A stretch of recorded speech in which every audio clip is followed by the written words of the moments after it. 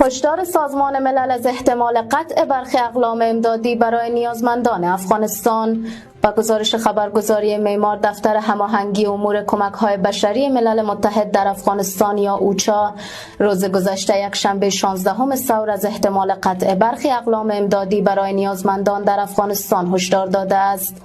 با گفته دفتر هماهنگی امور کمک‌های بشری ملل متحد، بین اپریل تا جون برخی منابع حیاتی، سرپناه، بهداشت، مواد خوراکه، تغذیه، حفاظت و آموزش با خطر قطع شدن مواجه است.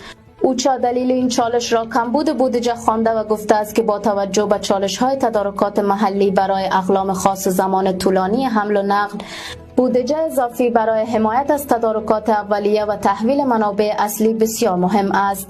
این در حالی است که پیشتر سازمان ملل متحد در گزارشی اعلام کرده بود بیش از نصف جمعیت افغانستان در سال 2024 به نحوی به کمک‌های بشردوستانه نیاز خواهند داشت.